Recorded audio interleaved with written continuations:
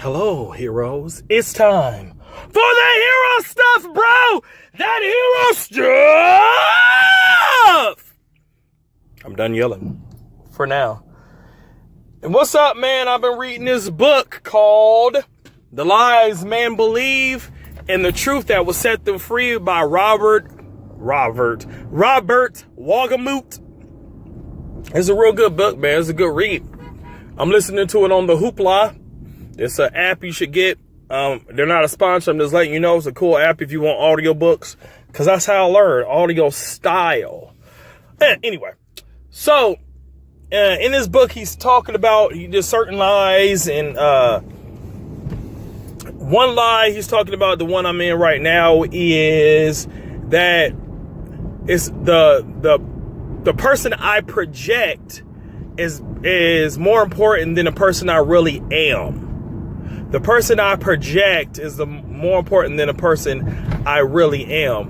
And it's kind of that Jekyll and Hyde, and it kind of explains that everybody has, and I'm using my words, a hero and a villain in them. Everyone has a Dr. Jekyll, Mr. Hyde. Everyone has the tendency to have the outside looking all clean, but the inside being jacked up, like the Pharisees. Everyone has that tendency.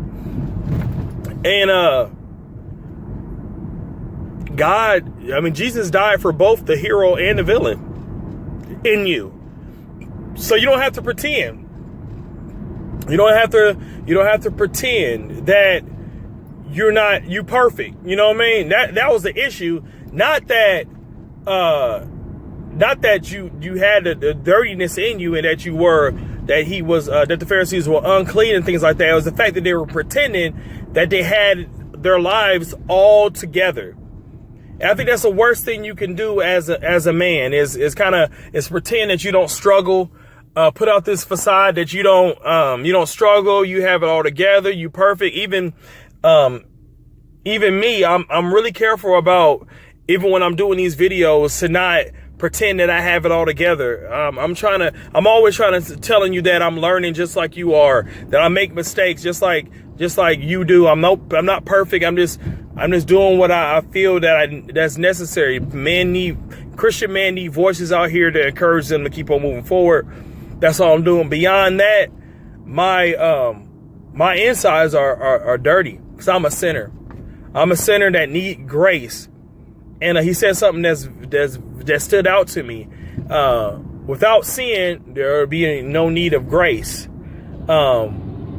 And you have to understand how broken and how weak you really are to understand the grace that you need and that you have from God. Grace is going to be something that you are thanking God for eternity. The fact that you made it to heaven is going to blow your mind to the point where you're going to fall on your knees in front of the Lord forever. And I'm picturing myself crying in front of him forever, because I made it in the gates because of his grace. And even with evil with me, even Paul talks about that in Romans, talking about, the things I really want to do, I really want to follow God's way, but the evil in me wants to do something else, and I end up doing the something else. Like, every man, every human has the villain and the hero. And God died for you. Jesus died for you, to save you, to redeem that. And that's what grace is about. That's what grace is for. So don't pretend that you got it all together. That's dumb, because you don't. You don't have it all together. You ain't perfect. You can't stick your nose up at somebody else for not being as holy as you are. You can't do that, because God's grace is over your crap too. And that's all I really got to say, is like, God knows about the villain inside of you, and it's okay that we're making war against that. Oh, that's all I got to say. I got something else. That we should have an eternal conflict on the inside of us between the hero and the villain. It should be always a war. What you have to worry about, man, Christian man, is if there's no war. And I'm paraphrasing a quote I got from John Piper. But what you have to worry about, man, is if there is no war, if you have no conflict on the inside of you, if you have no, oh man, I can do better. I need to do better. Oh man, I shouldn't do that. If you have no internal war within you between the hero and the villain, you better check yourself. You better check yourself, because you should be fully aware of the hero and the villain, of the white sepulcher and the dead man's bones that's inside of you. The choices that you have to do what God wants you to do or do what your flesh wants you to do. Be fully aware of those and fight against that, what the flesh wants you to do on a daily basis. And it's going to be hard. It's going to be tiring. You're going to get it wrong. You're going to mess up. But God's grace is sufficient. And we're not using that as a crutch to keep on sinning or take advantage of grace. No, but we're acknowledging the fact that we're not going to do this thing right. But God's grace is sufficient.